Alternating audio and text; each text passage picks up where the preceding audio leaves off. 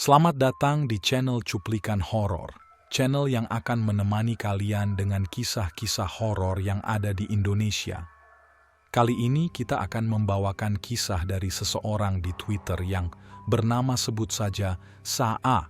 Kisah yang menjadi awal bisa lebih sensitif akan kehadiran mereka.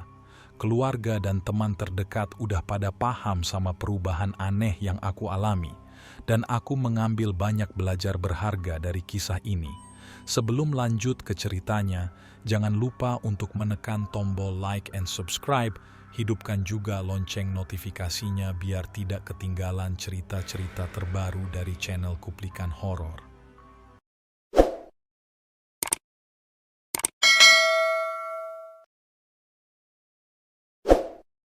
Langsung saja kita menuju ke ceritanya. Waktu itu aku masih umur 12-an tahun.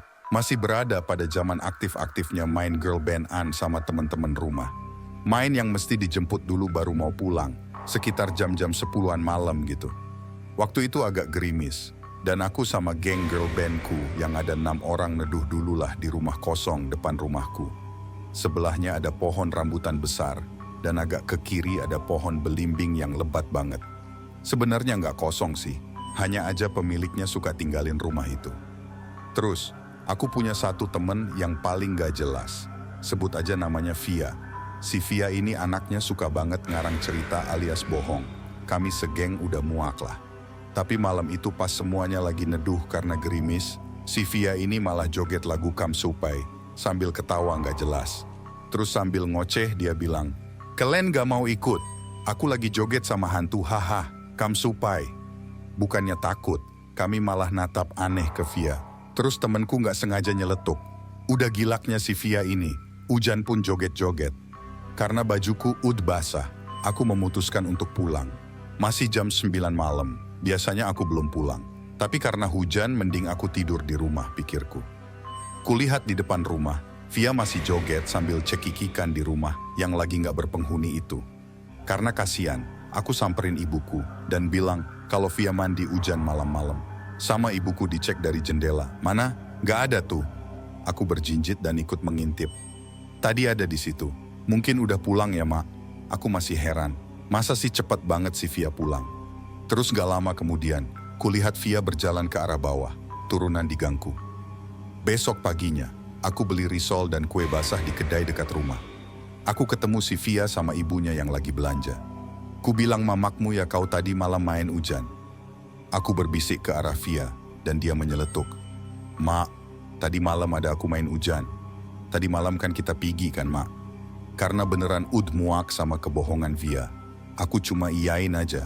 Tapi sebenarnya aku mampir ke rumah temanku YG. Tadi malam nyeletuk ke arah Via. Sebut aja namanya Feby. "Feb, tadi malam kau lihat waktu si Via joget?" Feby YG sedang sarapan menatapku heran. "Kapan?" ucapnya heran. "Yang tadi malam, dia joget Kamsupai itu. Masa katanya nggak ada, katanya dia pergi gitu." Aku berusaha keras mengingatkan Feby, namun dibalas Feby dengan menoyor kepalaku. "Nanti kau yang gilaksa. Mana ada tadi malam kita main-main, kan tadi malam hujan." Deg! Masih aku ingat gemetarnya tangan aku megang plastik kresek berisi kue yang kubeli. Masih aku ingat juga jam 8 malam sebelum hujan, aku yang menjemput mereka satu persatu, bahkan temanku sebut saja Laili, yang rumahnya di turunan bawah dekat kuburan. Aku juga yang jemput. Untuk anak usia 12 tahun, itu sungguh kejanggalan yang besar, dan itu yang pertama kali terjadi. Aku coba melupakan kejadian itu, dan tidak ikut main girl bandan selama seminggu. Namun, semakin aku menutup diri, semakin pintu antara dunia mereka kumasuki. Karena setelah itu, Via hilang. Berita tersebut sampai ke kampung seberang. Aku dan ke-6 geng girl band ditanyai kapan terakhir kali main. Aku yang memang full di rumah saat malam hanya bungkam, karena tidak tahu bagaimana kejadian Via hilang. Namun kesaksian dari Laili membuat semua warga yakin. Laili diculik oleh makhluk halus. Via bilang dia mau antar Laili pulang. Karena udah malam Laili gak berani pulang jadi diantar Via. Malamnya, Degen membau kentungan. Ayahku dan bapakku lain bergegas pergi ke turunan bawah, menyisiri jalanan gang rumahku yang becek dan berlumpur. Aku masih ingat bagaimana ngerihnya suasana di gangku. Malam itu tidak ada anak yang bermain, gangku benaran sepi total. Kentungan masih terdengar, para orang pintar diundang dan berulang kali lewat depan rumahku. Karena depan rumahku lah pusat tempat tinggal mereka katanya. Aku ketakutan, karena bungkam mengenai Via seminggu lalu. Pukul 2 dini hari keena-mana kembali dikumpulkan di satu rumah. Ya, di rumahku. Ork pintar itu menatapku dan Feby yang gemetaran. Nduk, kalian lihat apa malam itu? Kalau nggak cerita, bisa jadi sasaran selanjutnya. Dibantu ibuku, ku ceritakan semuanya dari awal hingga akhir.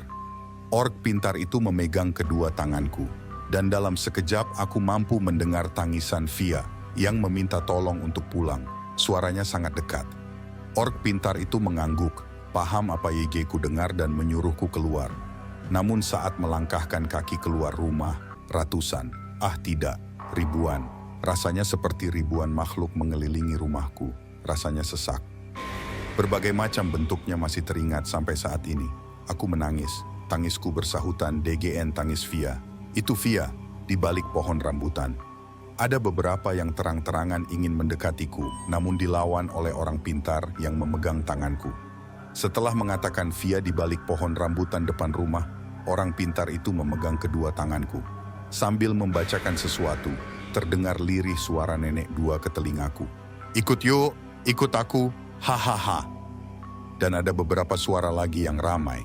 Malam ini benar-benar kelam dan mencekam buatku. Suara yang sampai saat ini kuingat adalah suara salah satu dari mereka yang meniru ibuku. Ya sudah terbuka, hahaha, gak bisa pulang. Dum tang tang dum tang. Aku benar-benar terguncang hebat. Kenapa mesti aku? Dengan lengkingan suara tawa dan suara gendang yang dibuat dari suara. Ini benar-benar di luar jangkauan nalar seorang anak 12 tahun. Cukup, aku sudah tidak sanggup lagi. Aku hanya bisa menangis, melihat ibu saja rasanya trauma. Aku tidak tahu mau mengadu kemana. Aku hanya menangis menutup mata, hingga ada YG menjambak rambutku, dan ingin menarikku kencang ke arah kerumunan mereka. Aku terkesiap. Aku berteriak dan tiba-tiba aku terduduk bangun dari tidurku. Dipenuhi peluh, tanyaku dalam hati, mimpikah ini? Malam masih merangkak mencapai pagi. Entah sudah pukul berapa dini hari. Aku tidak tahu karena sedang berada di ruangan gelap. YG sama sekali tidak ada penerangan. Bukan tidak ada penerangan. Hanya saja lampu teplok berwarna kuning kedap-kedip tak membantuku melihat apapun. Aku terbangun dari mimpi yang sama sekali tidak pernah aku inginkan. Mimpi? Benarkah yang tadi itu mimpi?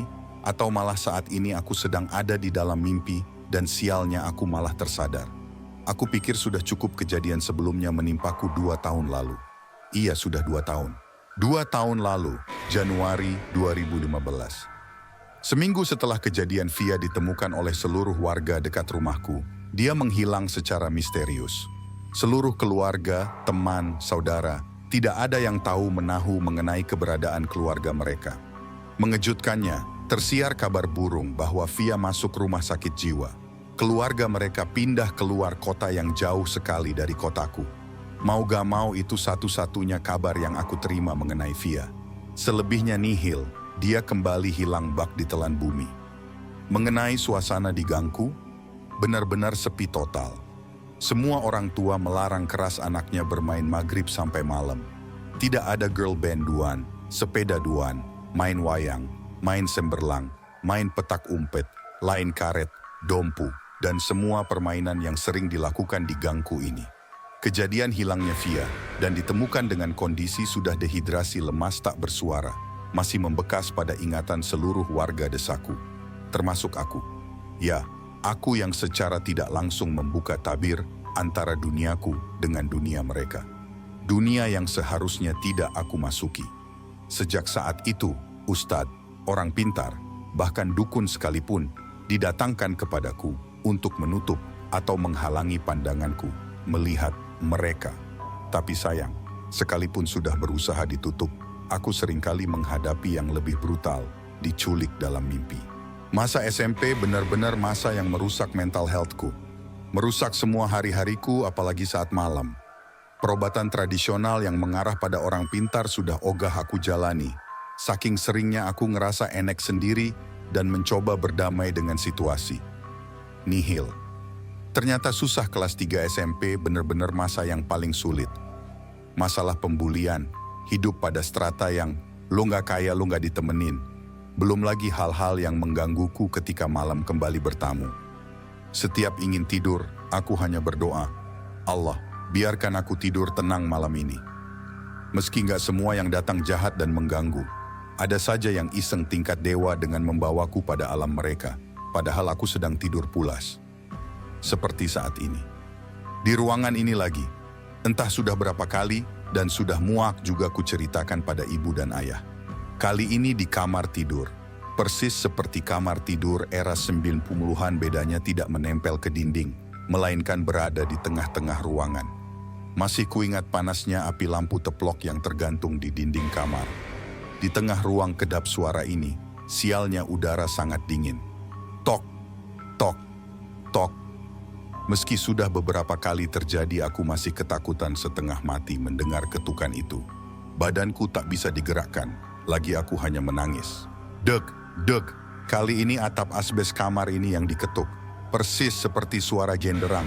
Ya Allah, kapan ini berakhir? Create, pintu kamar terbuka lebar, menandakan ada yang masuk. Dan benar saja, dia masuk.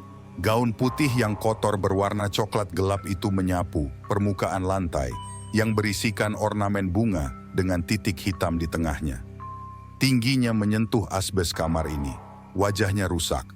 Aku bisa menghafal karena ini bukan pertemuan pertamaku, melainkan ketiga. Perlahan dia masuk dan mengelilingi tempat tidur ini. Sesekali aku mendengar dia berdesis, "Hash, hush." Aku hanya menutup mata. Aku sudah pasrah jika dia memang ingin melakukan sesuatu jahat. "Nduk, jangan takut," dia berbisik di belakangku. Yang lain sudah kuusir. Suaranya tepat di belakang tengkukku, di mana posisi tidurku menghadap lampu, sehingga tampak bayangan besar saat aku mengintip lamat-lamat. Aku harusnya membaca seluruh doa yang disuruh kakek untuk aku hafal. Namun jangankan doa itu, ayat kursi, 3 kul dan Al-Fatihah saja aku lupa. Entah bagaimana bisa terjadi. Lidahku keluh sekali, rasa takut membuatku berpikir ingin menyerah dalam hidup. Ya, rasanya aku ingin mati. Aku berusaha mencoba berbicara dalam hati. "Tolong, jangan ganggu aku." Kira-kira seperti itulah permintaanku. Dia hanya menjawab dengan nada serak. "Iya, Nduk, nenek ndak ganggu, hi.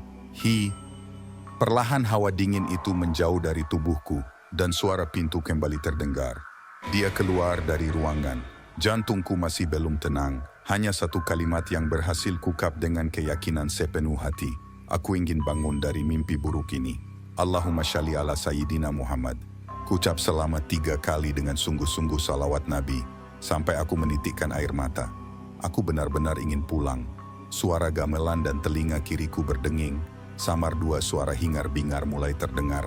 Tawa tangis, tari, hentakan kaki, dan banyak lagi bersatu padu kembali memasuki rongga-rongga ingatanku. Namun bukannya takut, aku malah tertidur. Seperti suara-suara itu nyanyian tidur. "Aku pingsan selama 1 hari 1 malam," kata ibuku. Dan aku bangun tepat saat maghrib, saat malam kembali merayap. Aku tidak berpikir apa-apa lagi selain ingin berada di dekat ibu dan ayah. Karena malam adalah waktu mereka keluar dan kembali menyapa. Posisiku sedang tidak sholat. Ibu dan ayah juga adikku keluar dari kamar dan menunaikan sholat maghrib bersama. "Ingin mendoakanku juga," kata mereka. Namun belum sempat aku mengatakan, "Aku ingin ikut ke ruang sholat." Dia kembali datang.